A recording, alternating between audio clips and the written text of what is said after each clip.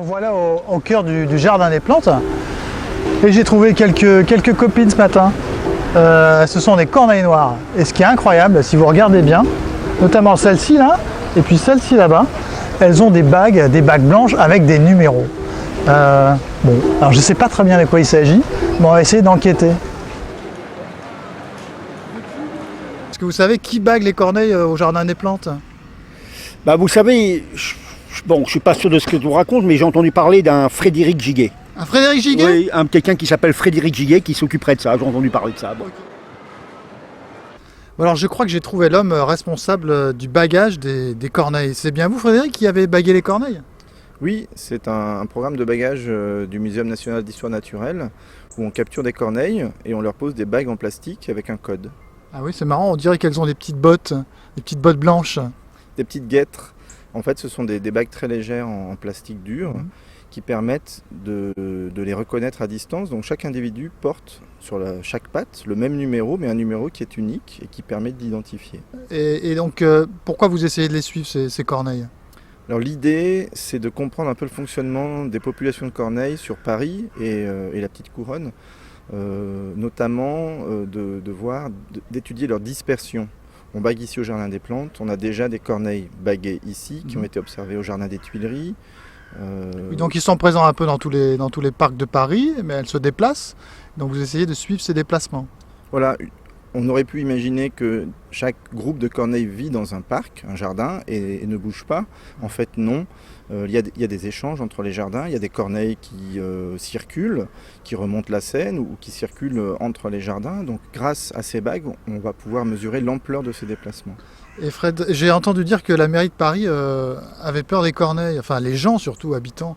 C'est dangereux une corneille? C'est certains arrondissements, c'est dans certains arrondissements que des maires demandent qu'il y ait une régulation des populations de corneilles qui serait dangereuse. Les corneilles, non, c'est pas dangereux. Les corneilles partagent nos espaces. Le fait qu'il y ait des corneilles et beaucoup de corneilles est surtout lié à l'accès à la nourriture, notamment dans nos poubelles. Donc elles ont aussi un rôle d'équarrissage en quelque sorte. Elles vont vider nos poubelles des derniers résidus alimentaires. Maintenant, c'est vrai que ça fait un peu de désordre parce qu'en vidant ces poubelles, elles mettent des papiers et des sacs un petit peu partout. Bon Frédéric, maintenant ce que j'aimerais savoir, c'est comment est-ce qu'on attrape ces corneilles?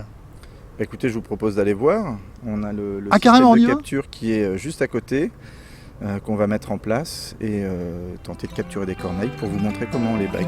Bon bah, allons-y.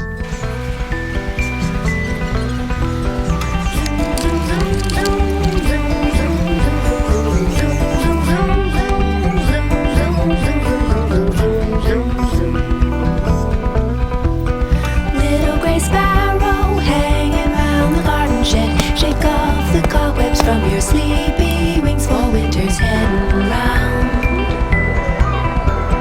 Pack up the nest, leave the rest, we're gonna be alright.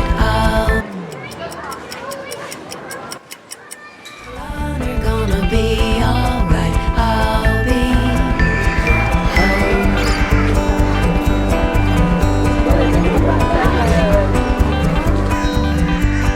wherever you run. On a une nouvelle apprentie, c'est Dunia. Dunia, ça va? Très bien. Ouais, ça va. Toi, t'as pas peur des corneilles? Donc là, Fred, t'as mis une première bague du muséum, c'est ça? Oui. Tous les oiseaux, ils sont bagués comme ça, en fait. Oui. Ça, c'est l'aspect légal. L'oiseau est identifié par une bague officielle du Muséum de Paris. Et ensuite, on rajoute des bagues qui peuvent être lues à distance, donc des bagues plastiques avec un code, ici le 054. On écarte avec cette pince spéciale bricolage, mais on va utiliser pour mettre sur la pâte. Voilà. Au niveau du bout de la narine, 287, Verdict. 420 grammes. Bon bah voilà, elle est baguée, c'est la numéro 54, c'est ça? Oui, Donc 54. bah, si vous voyez la numéro 54, n'oubliez pas de le dire à Frédéric. Merci. Salut Dunia! Bonjour Bertrand.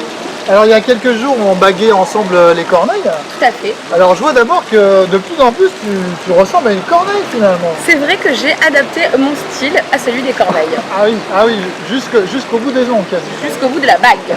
C'est ça. Je crois qu'il y a un nouveau style à Paris qui va émerger bientôt. Qu'est-ce que tu retiens de cette matinée avec Frédéric? Alors déjà, je pense qu'il faut beaucoup de patience avant de pouvoir capturer et ensuite baguer une corneille. Et ensuite, j'ai été assez surprise de participer au bagage de la corneille. Ah oui, parce que finalement, tu t'attendais pas à tenir par exemple la corneille. Non, pas du tout. C'est une expérience que je n'oublierai jamais. Ah bah c'est déjà pas mal. Et puis en plus, tu l'oublieras pas parce que ton style il a changé finalement. C'est vrai, j'ai découvert un nouveau style corneille. C'est bien. Bon, on va t'appeler maintenant Miss Corneille. On peut m'appeler comme ça. C'est Miss Corneille. Peut-être ce sera Miss Connerie un jour, mais pour le moment c'est Miss Corneille. Cher Dounia, il faut maintenant qu'on indique aux téléspectateurs qu'est-ce qu'il faut indiquer s'ils voient des corneilles baguées dans Paris. Alors est-ce que tu sais? Alors, dans mon souvenir, il faut retenir le lieu où nous avons pu observer la corneille, la date et l'heure, si on s'en souvient, la couleur de la bague, Exactement. ainsi que le numéro qui se trouve inscrit sur la bague. Dounia, il faut envoyer où les informations? Alors, il faut l'envoyer à Frédéric sur l'email qui s'affiche en bas de votre écran.